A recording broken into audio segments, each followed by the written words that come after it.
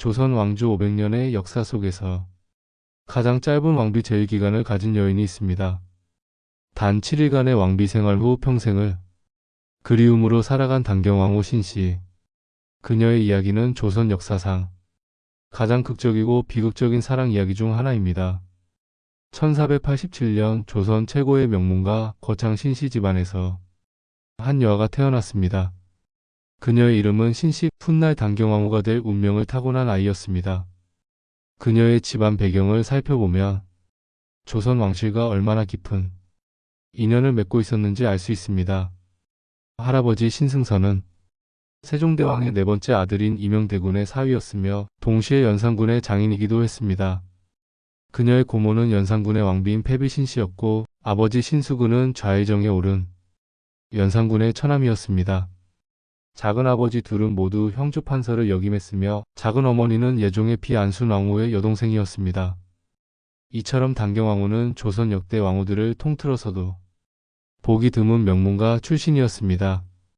1500년 13세의 나이에 단경왕후는 연산군의 이복동생인 진성대군과 혼례를 올렸습니다.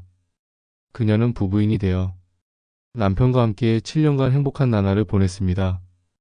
하지만 이 행복은 언제까지나 계속될 수 없었습니다.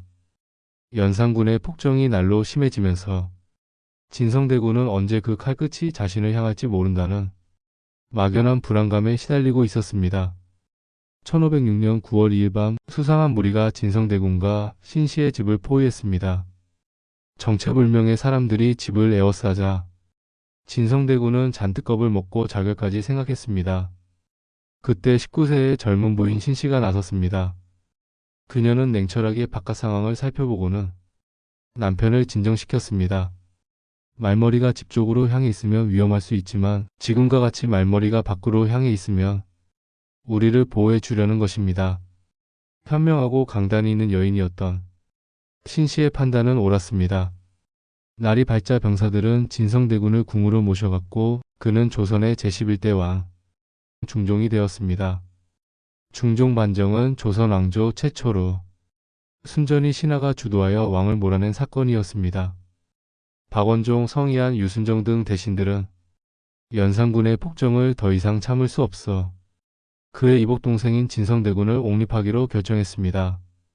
보안을 위해 반정 세력들은 진성대군에게는 알리지 않고 그의 어머니인 왕대비 정현왕후에게만 허락을 받았습니다. 거사 전날 다음 왕으로 정해진 그를 보호한 것이었습니다. 흥미롭게도 반정 핵심 인물인 박원종은 사전에 신수군에게 접근했습니다. 누이와 딸 중에 그 어느 편이 더 중하냐고 넌지시 물어본 것입니다. 이는 연산군의 장인이면서 동시에 진성대군의 장인이기도 한 신수군에게 반정에 가담할 것을 요구한 것이었습니다. 하지만 신수군은 그 말의 의미를 알아차리고 벌떡 일어서며 화를 냈습니다. 임금이 비록 포악하나 총명한 세자를 믿고 살겠다. 만약 그때 딸의 편에 서겠다고 했다면 그의 딸은 계속 왕비로 남아 있었을 것입니다. 하지만 역사는 그렇게 흘러가지 않았습니다. 반정이 성공하면서 신수군은 하루아침에 역적이 되었습니다. 그는 반정 세력들의 가담 요구를 왕에게 고변하지 않았음에도 불구하고 연산군대의 좌의정에 오르고 왕의 처남이라는 이유만으로 가장 먼저 처형당했습니다. 연산군의 부인인 신수군의 누이는 왕의 폐위와 함께 자동으로 패비가 되어 유배를 떠났습니다. 하지만 중종의 부인이자 신수군의 딸인 단경왕후는 반정 세력들에게 더욱 큰 눈의 가시였습니다.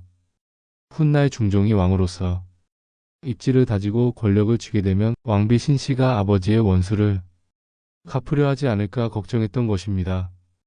반정공신인 박원종을 비롯한 무리들은 중종에게 왕비의 폐위를 강력히 요구했습니다. 당시 힘이 없었던 중종은 어떻게 조강지처를 벌이냐고 항변했지만 죄인의 딸이 왕비가 될 수 없다는 반정 세력의 강압적인 주장을 거부할 수 없었습니다. 결국 단경왕후는 왕비가 된 지 7일 만에 패비가 되어 궁궐에서 쫓겨났습니다. 이때 신씨는 남편을 위해 어느 자리에 있어도 무방하다고 오히려 남편을 위로했다고 전해집니다. 일부 역사가들은 단경왕후가 단 하루도 정식 왕비였던 적이 없다고 주장하기도 합니다. 정식으로 왕비가 되려면 책봉식을 치러야 하는데 단경왕후는 반정 당일 바로 중종과 강제 별거되었기 때문입니다. 7일이란 기간은 그녀가 왕비로 지낸 시간이 아니라 중종이 아내를 내치지 않으려고 버틴 시간이라는 것입니다. 1506년 9월 9일 초저녁 단경왕후가 궁궐 밖으로 나가자 9월 10일 예조에서는 서둘러 새 중정 간택을 결정했습니다. 중종도 순순히 책봉을 허락하면서 곧바로 계비인 장경왕후가 왕비에 올랐습니다. 야사에 의하면 중종은 단경왕후가 보고 싶으면 궁궐의 누각에 올라 그녀의 사가가 있는 인왕산 동쪽을 바라봤다고 합니다. 이 소식을 전해 들은 신씨는 인왕산에 있는 바위에 자신이 즐겨 입던 분홍색 치마를 펼쳐 놓았습니다. 중종은 그 치마를 바라보며 마음을 달랬다고 전해집니다. 이 바위가 바로 인왕산의 치마바위입니다. 평생토록 단경왕후는 인왕산에 올라가 궁궐을 내려다보며 남편을 한없이 그리워했습니다. 세월이 흘러 반정을 도모하고 단경왕후의 폐위를 주장한 이들이 죽은 후 계비로 들어온 장경왕후 윤씨가 9년 만에 원자 인종을 출산하고 산후병으로 죽게 되었습니다. 그러자 단경왕후를 다시 왕실로 불러들이자는 여론이 형성되었습니다. 당시 훈구 세력이 약해지고 조광조를 비롯한 개혁 세력이 강해질 시기였기에 단경왕후의 복위는 충분히 가능한 일이었습니다. 하지만 중종의 생각은 달랐습니다.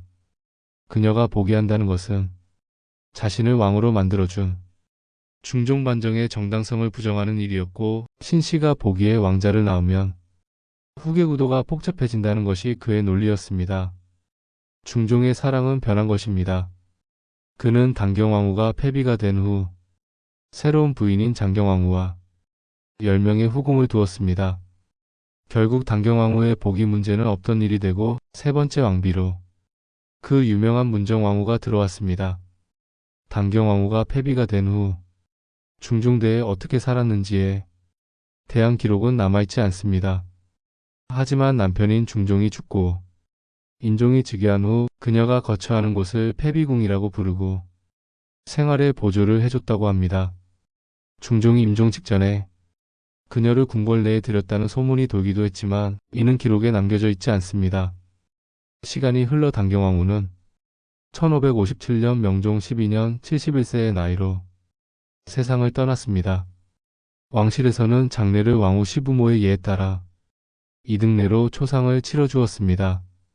그 후 그녀는 계속해서 시호도 없이 폐비 신씨 혹은 신비로 불리다가 영조대인 1739년 영조 15년 김태남 등의 권위로 왕후로 복위하게 되었습니다. 그때서야 단경이라는 시호와 함께 공소순열이라는 존호를 받게 되었습니다. 하지만 그녀가 사랑하는 남편과 생이별을 한 지 200여 년 가까이 지난 후의 일이었습니다. 단경왕후의 이야기는 조선 왕조사에서 가장 비극적인 사랑 이야기 중 하나입니다.